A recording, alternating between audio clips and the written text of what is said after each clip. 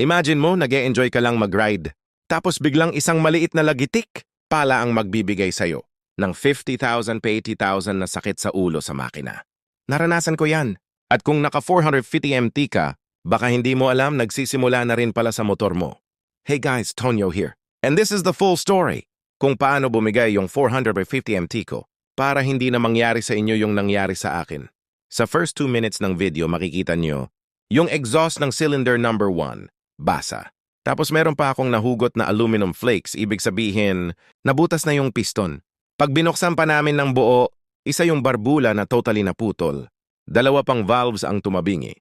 Yung valve spring, nag-shrink. Tapos puro carbon deposit sa loob, as in textbook example ng pagod na makina.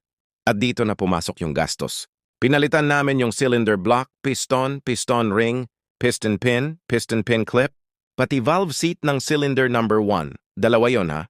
Kasama pa yung valve guide at halos 6 na valves ang kailangan palitan. Hindi biro.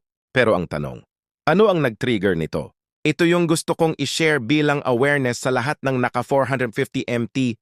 Una, kung nakakarinig ka ng lagitik sa may bandang top end, bro, hindi normal yon. Isa na yan sa sintomas na may internal wear na nangyayari. Pangalawa, kung napapansin mong kumakain ng langis kahit hindi naman malakas dati, or biglang nabasa yung air filter mo, tapos pati airbox mo sumusuka ng langis, ayon. Isa yung early sign na may blow-by or pressure build-up sa loob, ibig sabihin may naglalagos na hangin oil mixture pabalik sa airbox. At honest talk lang, kung inignore mo yung maliliit na signs na yan, gagaya ang motor mo sa nangyari sa akin. So guys, kung 450 MT owner ka, take this as real-world warning galing sa totoong nangyari. Hindi hearsay, hindi forum rumor. Check your oil. Listen to your engine. Inspect your airbox. At huwag baliwalain ang lagitik, lalo na pag galing sa cylinder head area.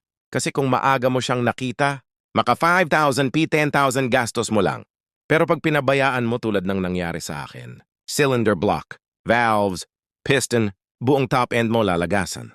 The whole point of this video is simple. Mas mahal ang ignorance kaysa maintenance. Kung may naririnig ka ng kakaiba sa 450 MT mo, ngayon pa lang dalhin mo na sa marunong na mekaniko. Trust me, mas masarap mag-ride kaysa magbayad ng overhaul. Ride safe, brothers!